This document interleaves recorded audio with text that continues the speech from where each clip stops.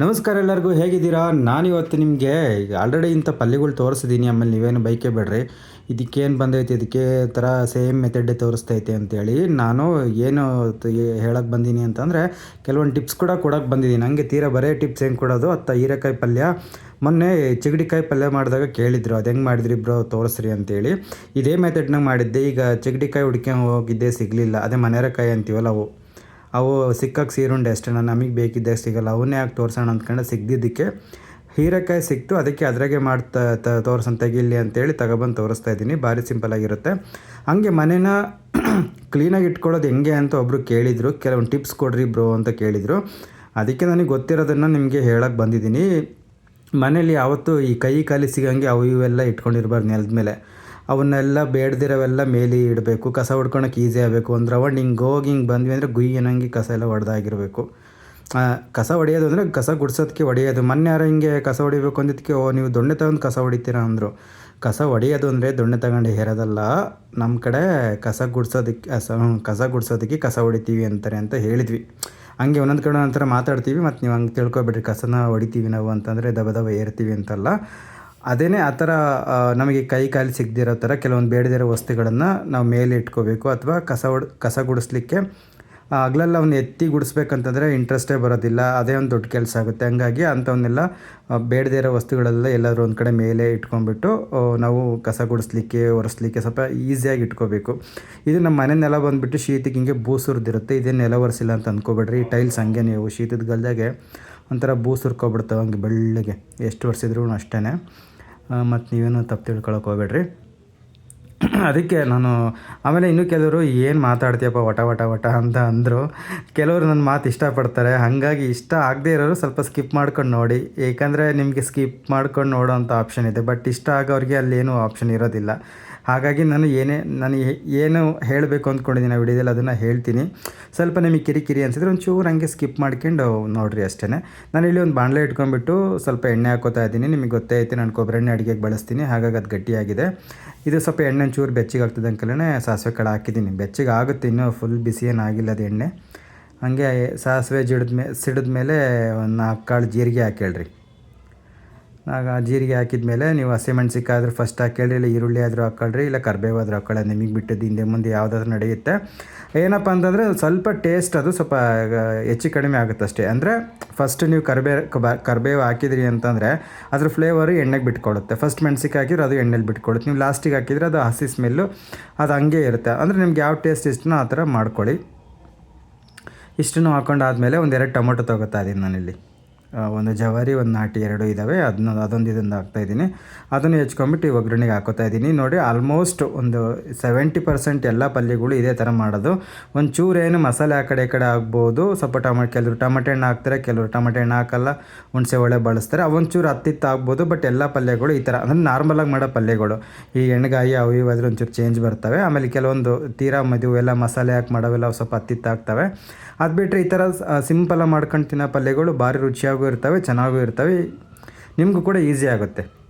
Same ನೀವು ಬೇಕಾದ್ರೆ ನಾನು ಲಾಸ್ಟ್ ಟೈಮ್ ಕೇಳಿದ್ರಲ್ಲ, ನೀವು ಚಿಕ್ಕಡಿಕಾಯಿನ ಅಥವಾ ಮನೆರೆಕಾಯಿನ ಹೀರೆಕಾಯಿ ಬದಲಿಗೆ ಹಾಕ್ಕೊಂಡ್ರೆ ಸೇಮ್ ಅದೇ ಪಲ್ಯ ಆಗುತ್ತೆ.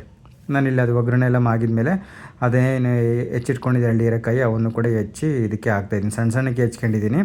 ಯಾಕಂದರೆ ಅವು ಬೆಂದ ಮೇಲೆ ಒಂದು ಸ್ವಲ್ಪ ಉದುರು ಥರ ಮಾಡೋಣ ಅಂತ ಸ್ವಲ್ಪ ಸಣ್ಣದಾಗಿ ಹೆಚ್ಕೊಂಡು, ತೀರಾ ದೊಡ್ಡಕ್ಕಿದ್ರೆ ಅದು ಇದಾಗ್ತವೆ ಅಂತೇಳಿ. ನಿಮ್ಗೆ ಯಾವ ಸೈಜ್ ಬೇಕೋ ಆ ಸೈಜಿಗೆ ಅದನ್ನ ಹೆಚ್ಚಿಟ್ಕೊಳ್ಳಿ. ಯಾಕಂದರೆ ಹೀರೆಕಾಯಿ ಬೇಗ ಅದನ್ನು ಬೆಂದುಬಿಡುತ್ತೆ, ಅದನ್ನು ಗಟ್ಟಿ ತರಕಾರಿ ಎಲ್ಲ.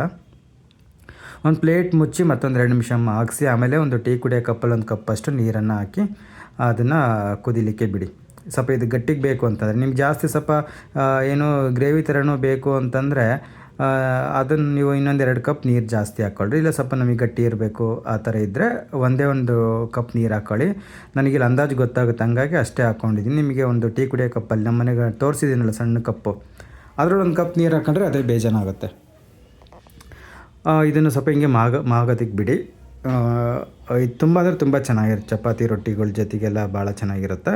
ಅದಕ್ಕೆ ತೋರಿಸೋಣ ಅಂತ ಈ ಒಂದು ಟಿಪ್ಸು ಕೊಟ್ಟಂಗೆ ಆಗುತ್ತೆ. ನನಗೆ ಗೊತ್ತಿರೋ, ಆಮೇಲೆ ನೀವೇನು ಅಂದ್ಕೊಳಕ್ಕೆ ಹೋಗ್ಬೇಡ್ರಿ, ಭಾರಿ ಬಿಡಪ್ಪ ನಮಗೆ ಗೊತ್ತಿಲ್ಲದಿರೋವೆಲ್ಲ ಇವತ್ತು ರಿವೀಲ್ ಮಾಡೋದಲ್ಲ ಹಂಗೆ ಹಿಂಗೆ ಅಂತ ಅಂದ್ಕೊಳಕ್ಕೆ ಹೋಗ್ಬೇಡಿ. ನಾನು ಹೆಂಗೆ ಬ್ಯಾಚುಲರ್ ಲೈಫನ್ನು ಹೇಗೆ ನಾನು ಮೇಂಟೈನ್ ಮಾಡ್ತೀನಿ, ಈ ವರ್ಕ್ ಇದರಲ್ಲೂ ಕೂಡ ನಾನು ಹೆಂಗೆ ಬ್ಯಾಲೆನ್ಸ್ ಮಾಡ್ತೀನಿ ಅಂತ ನಿಮಗೆ ಹೇಳ್ತಿರೋದು. ಅದು ಕೇಳಿದ್ದಕ್ಕೆ ಹೇಳ್ತಾಯಿದ್ದೀನಿ. ಆಮೇಲೆ ಆಯಿತಾ. ಮತ್ತು ನೀವು ಅದನ್ನೇ ಏನು ತಪ್ಪು ತಿಳ್ಕೊಳಕ್ಕೆ ಹೋಗ್ಬೇಡ್ರಿ. ಯಾವ ನಿನಗೆ ಒಳ್ಳೆ ಕೊಟ್ಟು ಕೇಳಿದ್ವ ಇವೆಲ್ಲ ಹೇಳ್ತಿದ್ದೀಯಾ ಕೆಲ್ಸಕ್ಕೆ ಬರ್ತಾವೆಲ್ಲ ಅಂತ ಹಂಗೆಲ್ಲ ಅಂದ್ಕೊಳಕ್ಕೆ ಹೋಗ್ಬೇಡ್ರಿ.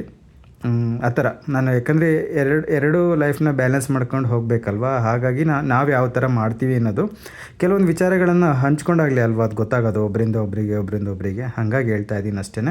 ಇಲ್ಲಿ ನೋಡಿ ಸ್ವಲ್ಪ ಅರಿಶಿನ ಹಾಕಿದ್ದೀನಿ, ಆಮೇಲೆ ಸಾಂಬಾರು ಪೌಡರು ನಿಮ್ಮ ಮನೇಲಿ ಸಾಂಬಾರು ಪುಡಿ ಅಂತ ಮಾಡಿ ಇಟ್ಕೊಂಡಿರ್ತೀರಲ್ವ, ಅದನ್ನು ಕೂಡ ಸ್ವಲ್ಪ ಹಾಕ್ಕೋತಾ ಇದ್ದೀನಿ. ನೀವೇನಾದರೂ ಅದನ್ನ ಖಾರದ ಪುಡಿ ಮಿಕ್ಸ್ ಮಾಡಿದರೆ ಸ್ವಲ್ಪ ಹಸಿಮೆಣ್ಸಿಕಾಯಿನ ಕಡಿಮೆ ಹಾಕ್ಕೊಳ್ಳಿ, ಇಲ್ಲ ಅಂತಂದರೆ ಹಸಿಮೆಣ್ಸಿಕಾಯಿನ ಜಾಸ್ತಿ ಹಾಕ್ಕೊಂಡು ಇದನ್ನು ಮಾಡ್ಕೊಳ್ಳಿ. ಸ್ವಲ್ಪ ಅರಿಶಿನ ಯಾಕೆ ಹಾಕಿದೆ ಅಂತಂದರೆ ಸ್ವಲ್ಪ ನಮ್ಮದು ಸಾಂಬಾರು ಪುಡಿ ಅರಿಶಿನ ಕಲರ್ ಕಡಿಮೆ ಆಗಿದೆ, ಹಾಗಾಗಿ ಉಪ್ಪು, ಸ್ವಲ್ಪ ಅರಿಶಿನ ಪುಡಿ, ಸಾಂಬಾರು ಪುಡಿ ಹಾಕಿದ್ದೀನಿ. ಇವಾಗ ಹಾಕಿ ಮತ್ತೆ ಅದನ್ನು ಒಂದು 2-3 ನಿಮಿಷ ಕುದಿಲಿಕ್ಕೆ ಬಿಟ್ಟಿದ್ದೀನಿ ಪ್ಲೇಟ್ ಮುಚ್ಚಿ. ಅದರೊಳಗೆ ಅದು ಇದಕ್ಕೇನೆ ಅದು ಬಿಸಿಗೇ ಚೆನ್ನಾಗಿ ಮಾಡ್ಕೊಳ್ಳುತ್ತೆ. ಇದಾದಮೇಲೆ ಏನು ಮಾಡ್ತೀನಪ್ಪ ಅಂತಂದರೆ ಕಾಯಿ ಮತ್ತು ಕೊತ್ತಂಬರಿ ಸೊಪ್ಪು ಅದನ್ನು ಹಾಕಿಬಿಟ್ಟು ನಾನಿಲ್ಲಿ ಕುದಿಸ್ತಾ ಇದ್ದೀನಿ. ಯಾಕಂದರೆ ಪಲ್ಯ ಬೆಳಗ್ಗೆಗೂ ಬೇಕಾಗುತ್ತೆ. ಹಾಗಾಗಿ ಕಾಯಿ ಹಾಕಿದರೆ ಸ್ವಲ್ಪ ಬೇಗ ಅಳಿಸ್ಬಿಡುತ್ತೆ ಅಂತೇಳಿ ಕಾಯಿ ನಾವು ಹಾಕ್ತಾಯಿದ್ದೀವಿ ಅಂದರೆ ಸ್ವಲ್ಪ ಚೆನ್ನಾಗಿ ಕುದಿಸ್ಬೇಕು. ಇದಾದಮೇಲೆ ಇನ್ನೇನು ಅಷ್ಟೇ, ಒಂದು ಚಮಚದಷ್ಟು ಹುರ್ಗಡ್ಲೆ ಪುಡಿ ಹಾಕ್ತೀನಿ, ಸ್ವಲ್ಪ ಕುರುಶೆಣ್ಣೆ ಪುಡಿ ಹಾಕ್ತೀನಿ. ಕುರುಶೆಣ್ಣೆ ಅಂದರೆ ಗುರಾಳ್ ಪುಡಿ. ಅದನ್ನು ಹಾಕಿ ಅದು ಹಾಕಿದ ಮೇಲೆ ನಾನು ಭಾಳ ಹೊತ್ತು ಕುದಿಸೋದೇನು ಬೇಕಾಗಲ್ಲ. 1-2 ನಿಮಿಷ ಪ್ಲೇಟ್ ಮುಚ್ಚಿ ಮಾಗಿಸಿದ್ರೆ ಸಾಕು, ಪಲ್ಯ ರೆಡಿ ಆಗುತ್ತೆ. ರುಚಿಯಾಗಿರೋದು ತುಂಬ ಅಂದರೆ ತುಂಬ ಚೆನ್ನಾಗಿರುತ್ತೆ. ನಿಮಗೆ ನಮ್ಮ ಚಾನಲಲ್ಲಿ ಬರ್ತಕ್ಕಂಥ ವೀಡಿಯೋಸ್ಗಳು ಇಷ್ಟ ಆಗಿದರೆ ಸಬ್ಸ್ಕ್ರೈಬ್ ಮಾಡ್ಕೊಳ್ಳಿ, ಲೈಕ್ ಮಾಡಿ, ಕಮೆಂಟ್ ಮಾಡಿ, ಶೇರ್ ಮಾಡಿ, ಆಯಿತಾ. ಏನು ಹೇಳ್ತಿದ್ನಲ್ಲ ಅವಾಗ, ಅದೇ ಹಂಗೆ ನಾವು ಮನೇನ ಕ್ಲೀನಾಗಿ ಇಟ್ಕೋಬೇಕು ಅಂತಂದರೆ ನಾವು ಕೂಡ ಅಡುಗೆ ಮನೆಯೂ ಕೂಡ ನೀಟಾಗಿ ಇಟ್ಕೋಬೇಕು. ಅಡುಗೆ ಮನೆ ನೀಟಾಗಿತ್ತು ಅಂತಂದರೆ ನಮಗೆ ಅರ್ಧ ಕೆಲಸ ಅಲ್ಲೇ ತಪ್ಪದಂಗೆ ಆಗುತ್ತೆ. ಆಮೇಲೆ ಕೆಲಸ ಮಾಡೋಕ್ಕೂ ಕೂಡ ತುಂಬ ಇಂಟ್ರೆಸ್ಟ್ ಇರುತ್ತೆ. ಆದಷ್ಟು ನೀವು ಎಲ್ಲದನ್ನು ಆಗಿಂದಾಗೇ ವಾಶ್ ಮಾಡ್ಕೊಳ್ಳಿ. ಅಡುಗೆ ಮಾಡ್ತಿದ್ದಂಕಲ್ಲೇ ಹಂಗೆ ಅಲ್ಲಿಂದಲ್ಲೇ ವಾಶ್ ಮಾಡ್ಕೊಳ್ಳಿ. 2-3 ಇದ್ದರು ಅಂತಂದರೆ ಸ್ವಾದನ ಮಾಡಬೇಡ್ರಿ. ಅವ್ನು ಮಾಡಲಿ ಅಂತ ಇವನು ಮಾಡಲಿ ಅಂತ ಅವನು ಇನ್ಯಾರೋ ಮಾಡಲಿ ಅಂತ ಹಿಂಗೆ ಮಾಡಬಾರ್ದು. ಒಬ್ರಿಗೊಬ್ರು ಅನುಸರಿಸ್ಕೊಂಡು ಮಾಡಬೇಕು, ಅಥವಾ ಯಾರಾದರೂ ಹೇಳಿದ್ದನ್ನು ಕೇಳಬೇಕು. ಆವಾಗ ಏನಾಗುತ್ತಪ್ಪ ಅಂದರೆ ಮನೆಯನ್ನು ನೀಟಾಗಿ ಇಟ್ಕೊಳ್ಳೋದು, ಅಡುಗೆ ಕೆಲಸಗಳು ಯಾವುದು ಕೂಡ ಕಷ್ಟ ಅಂತ ಅನಿಸಲ್ಲ. ಒಬ್ರಿಗೊಬ್ಬರು ಅನುಸರಿಸ್ಕೊಂಡು ಹೋಗ್ಬೇಕು. ಮತ್ತು ಅದೇನಪ್ಪ ನಾನು ಯಾಕೆ ಮಾಡಬೇಕು, ನೀನು ಯಾಕೆ ಮಾಡಬೇಕು, ನಾನು ಅದು ಮಾಡಿದ್ದೆ, ಇದು ಮಾಡಿದ್ದೆ, ನಾನು ಅವತ್ತು ಅದು ಮಾಡಿರಲಿಲ್ಲ, ನಾನು ತೊಳೆದಿರಲಿಲ್ವ, ನಾನು 10 ಪಾತ್ರೆ ತೊಳೆದಿದ್ದೆ, ನೀನು ಬರೀ 5 ತೊಳೆದಿದೆಯಾ, ಇಂಥವೆಲ್ಲ ಯಾರು ಕೂಡ ಸ್ವಾಧನೆ ಮಾಡ್ಕೊಂಡು ಇರಬಾರ್ದು. ಒಬ್ರಿಗೊಬ್ರು ಅನುಸರಿಸ್ಕೊಂಡು ಹೋಗ್ಬೇಕು. ನನಗೆ ಪಕ್ಕ ಗೊತ್ತಿರುತ್ತೆ, ಅಯ್ಯೋ ಇದು ಏನಿದು ಕೊರ್ಕೊಂಡು ಕುಂತೈತಲ್ಲಪ್ಪ ಇವತ್ತು ಅಂತೇಳಿ, ಹಾಗೆಲ್ಲ ಏನೂ ಅಂದ್ಕೊಳಕ್ಕೆ ಹೋಗ್ಬೇಡಿ. ನನಗೆ ಗೊತ್ತಿರೋದನ್ನು ಹೇಳ್ತಾ ಇದ್ದೀನಿ, ಅದಕ್ಕೇ ಆ ಥರ ಎಲ್ಲ ಅನುಸರಿಸ್ಕೊಂಡು ಹೋದರೆ ಜೀವನ ಚೆನ್ನಾಗಿರುತ್ತೆ ಅಂತ ನಾನು ನಿಮಗೆ ಹೇಳ್ತಾ ಇದ್ದೀನಿ ಅಷ್ಟೇ. ಹಾಗಾಗಿ ನೋಡಿ, ಹೀರೆಕಾಯಿ ಪಲ್ಯ ರೆಡಿ ಆಯಿತು. ತುಂಬ ಅಂದರೆ ತುಂಬ ಚೆನ್ನಾಗಿರುತ್ತೆ. ಇಷ್ಟೇ. ನಿಮ್ಗೆ ಬೇಕು ಅಂದರೆ ಒಂಚೂರು ಹೌದಲ್ಲ ಬೆಲ್ಲ ಹಾಕೋಬೋದು. ನಾನೇನು ಹಾಕಿಲ್ಲ ಇಲ್ಲಿ, ಯಾಕಂದರೆ ಹೀರೆಕಾಯಿ ಸಿಗಿರುತ್ತಲ್ಲ, ಅದಕ್ಕೇ ಬೆಲ್ಲ ಪಲ್ಯ ಏನೂ ಹಾಕಿಲ್ಲ. ನಿಮಗೆ ಒಂಚೂರು ಬೆಲ್ಲ ಹಾಕೊಳ್ಳೋದ್ರಿಂದ ಏನಾಗುತ್ತಪ್ಪ ಅಂದರೆ ರುಚಿ ಸ್ವಲ್ಪ ಚೆನ್ನಾಗಿರುತ್ತೆ. ಅದರಲ್ಲಿ ಏನಾದರೂ ಒಗ್ಗರಣೆ ಅಂಶ ಇತ್ತು ಅಂತಂದರೆ, ಸ್ವಲ್ಪ ಖಾರ ಏನಾದರೂ ಜಾಸ್ತಿ ಆಗಿತ್ತು ಅಂತಂದರೆ ಅದನ್ನು ಬ್ಯಾಲೆನ್ಸ್ ಮಾಡುತ್ತೆ. ಹಾಗಾಗಿ ಒಂಚೂರು ಬೆಲ್ಲ ಹಾಕ್ತಾರೆ, ಒಂದು ಚುಕ್ಕಟೆ ಚೂರು. ಅದನ್ನೇನು ಅಚ್ಚುಗಟ್ಲೇನು ಹಾಕೋದು ಬೇಡ, ಒಂಚೂರು ಅಷ್ಟೇ. ಬೇಕು ಅಂತಂದರೆ ಹಾಕೋಬೋದು ನೀವು. ಅಥವಾ ನಿಮಗೆ ಟೊಮೆಟೊ ಕೆಲವರಿಗೆ ಟೊಮೆಟೊ ಆಗೋಲ್ಲ, ಅಂಥವ್ರು ಏನು ಮಾಡ್ಬೋದಪ್ಪ ಅಂದರೆ ಹುಣಸೆ ಹುಳಿ ಕೂಡ ಹಾಕೋಬೋದು. ಸರಿ ಮುಗೀತು ಪಲ್ಯ. ನಾನು ಹೊರಡ್ತಾ ಇದ್ದೀನಿ. Tata, bye bye. ಮುಂದಿನ ವಿಡಿಯೋದಲ್ಲಿ